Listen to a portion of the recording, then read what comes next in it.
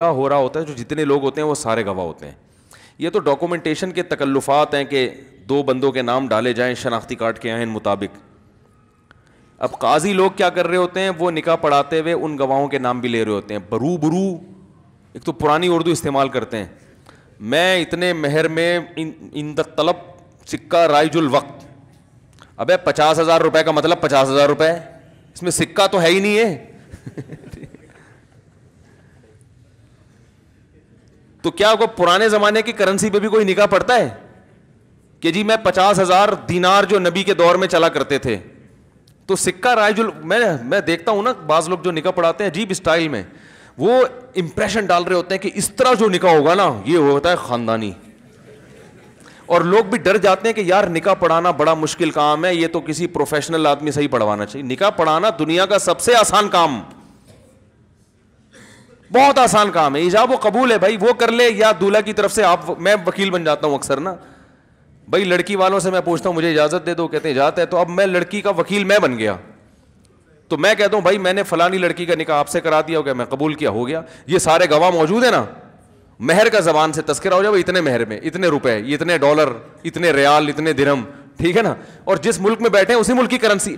مجھے بھائی ایک بات بتاؤ, آپ جب پیاز خریدنے جاتے ہو وہ کہتا ہے بھائی کتنے روپے کلو, آپ پوچھتے ہو نا کتنے روپے کلو, وہ کہتا ہے جی 50 روپے سکہ رائج الوقت کے مطابق.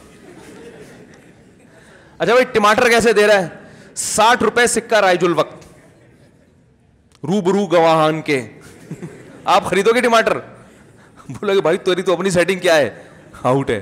ابے تو سیدھا سیدھا بتا 50 روپے کلو ہے یار, ہم پاکستان میں کراچی میں ہیں تو روپے ہی ہوں گے نا. تو نکاح میں نا عجیب ٹوپی ڈرامے چل رہے ہیں.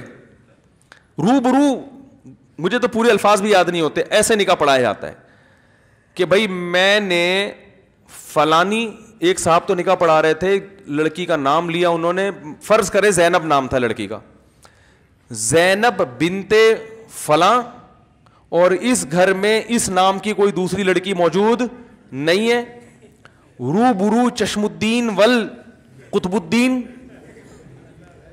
گواہ, اور ایک اور پتہ نہیں کوئی اسی ٹائپ کے سبکتگین لگا لیں آپ, اتنے مشکل مشکل نام. فلانے بن فلانے کے گواہ میں, اور لڑکی کے ولی جناب ذوالقرنین حیدر, کچھ بھی لگا دو, مجھے نہیں پتا کوئی ذوالقرنین حیدر بیٹھے ہوئے ہوں. تو اتنی وہ دولہا بھول ہی گیا کہ ہو کیا رہا ہے. وہ ہوتے ہوتے ہوتے اتنے سارے چکہ رائج الوقت کے مطابق بحق مہر, بحق مہر سکہ رائج الوقت کے مطابق میں نے آپ کے نکاح میں دی, کیا آپ نے قبول کی؟ ابے کیا جج عدالت لگی ہوئی ہے کیا, اس سے قتل اگلوا رہے ہو؟ بھائی تم نے 5 آدمیوں کو قتل کیا, اتنے کیا تم قبول کرتے ہو؟ قاتل کہتے ہیں ہاں میں قبول کرتا.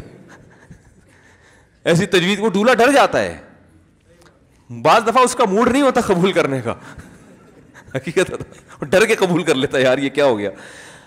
تو وہ اتنا جا کے نا دولہا بھول ہی جاتا ہے کہ ہو کیا رہا ہے یہ, بس اس کو آخر میں پتا ہوتا ہے میں نے کیا بولنا ہے, قبول ہے. پھر 3 دفعہ قبولواتے ہیں, پوری گردان کر کے نا, پھر دوبارہ سے بسم اللہ, پھر دوبارہ سے اسٹارٹ کریں گے. سکہ رائج الوقت بحق مہر بعوض, بعوض یہ بھی ایک لفظ آتا ہے درمیان میں, بعوض. بھائی جب ٹماٹر خریدتے ہو تو یہ کہتے ہو یہ ٹماٹر کتنے روپے کلو بعوض کے دیے ہیں آپ نے, بھائی کتنے کا دے گا یہ بتا, بولتے ہیں نا. تو نکاح بھی آسان ہے بھائی, فلانی خاتون کا میں نے اتنے مہر میں آپ سے نکاح کر دیا, بھائی قبول ہے, آپ بولو ہاں بھائی قبول ہے, ختم. وہ ہے نا ایک لکھنؤ کا آیا, لکھنؤ کے لوگ بڑے اردو خاندانی ہوتی ہے نا, وہ آیا کراچی میں یا کہیں پنجاب میں گیا, پنجاب میں, تو وہاں کیلے بک رہے تھے. کہتے ہیں آپ کیلے عددن دیتے ہیں یا وزنن, یعنی وزن کے ذریعے دیتے ہیں تول کے, یا یہاں عدد گن کے دیے جاتے ہیں. تو بھائی جان اب سبزی والے سے پوچھ رہا ہے, وہ پھل والے سے, ریڑھی والے سے, لکھنؤ کا, کہہ رہے آپ کے ہاں کیلے عددن بکتے ہیں یا وزنن. اس کو کیا سمجھ, کہہ رہے پتہ نہیں عددن وزن, دنادن بکتے ہیں, دنادن لینا لو ورنہ نکلو یہاں سے. کہہ رہے ہمارے ہاں کیلا, وہ 3-4 دفعہ اس نے پوچھا نا, وہ سبزی والا منہ دیکھ رہا ہے اس لکھنؤ والے کا, بھائی تو بول کیا رہا ہے؟ وہ کہہ رہا ہے بھائی میں آپ سے پوچھ رہا ہوں آپ کے ہاں کیلے عددن بکتے ہیں یا وزنن. پھر وہ کیا بولے, کہہ رہا بھائی میں پوچھ رہا ہوں عددن بکتے ہیں یا وزنن؟ تو وہ پھر جھنجلا کے بولتا ہے دنادن بکتے ہیں، دنادن، صبح و شام بکتا ہے مال، لینا ہے لو ورنہ نکلو یہاں سے. تو ایسے ہی نکاح ایسا ٹیکنیکل طریقے سے پڑھایا جاتا ہے. بحق مہر، پتہ نہیں اور بھی کچھ الفاظ ہیں مجھے تو یاد ہی نہیں ہوتے. تو نکاح پڑھانا دنیا کا آسان ترین کام ہے. ہاں سوال پیدا ہوتا ہے اب اتنا آسان ہے تو پھر مولوی صاحب سے کیوں پڑھواتے ہیں لوگ، فلاں سے جو ہے وہ خود ہی پڑھ لے. تو ایک کام تمیز سے اچھا لگتا ہے. خطبہ بھی ہوتا ہے اس سے پہلے. تو علماء نے لکھا ہے کہ نکاح کسی نیک آدمی سے پڑھوانا چاہیے جس کو آپ نیک سمجھتے ہوں. ضروری نہیں کہ ہم نیک ہوں، لیکن جس کو آپ نیک سمجھتے ہوں. تو اسی طرح مساجد کے ائمہ کرام ہیں، علماء ہیں، بزرگان دین ہیں.